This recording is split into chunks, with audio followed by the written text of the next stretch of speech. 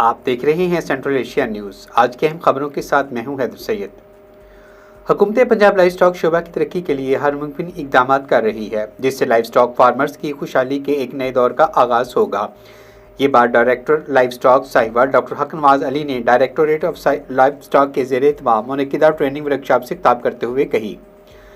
Training workshop میں doctor محمد Iqbal, doctor محمد Fahad, doctor Shafaqat علی، doctor عبد الرحمان اور doctor Sajjad Haider سمیت ضلع ساہیوال کے تمام ویٹرنری آفیسرز نے شرکت کی۔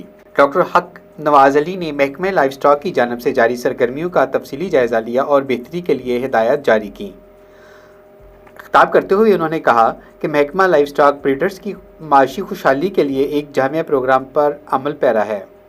اس لیے اب یہ ہماری بنیادی ذمہ داری ہے کہ ہم ویٹرنری ہسپتالوں میں سروس ڈیلیوری کو بہتر بنائیں تاکہ حکومت کی لائف سٹاک کارڈ اسکیم کے ثمرات مویشی پال تک باہم پہنچ سکے۔ ڈاکٹر سجاد احمد نے خارش کے موضوع پر ٹریننگ دی۔ ان کا کہنا تھا کہ یہ ایک متعدی بیماری ہے جو کہ پالتو جانوروں سے انسانوں میں منتقل ہوتی ہے۔ انہوں نے بیماری کی وجوہات، تشخیص اور علاج بارے مکمل آگاہی دی۔ Deputy director livestock Dipalpur doctor Sajjad Haider نے کہا کہ لائف سٹاک کارڈ اسکیم کے ذریعے 40 سے 80 ہزار فارمرز کو تاریخ میں پہلی بار 4.5 ارب روپے کی بلا سود قرض کی رقم فراہم کی جائے گی۔ قرض کی رقم کی حد 1,35,000 سے 2,70,000 روپے ہوگی۔ 5 سے 10 نر جانوروں کی ملکیت لازمی شرط ہے۔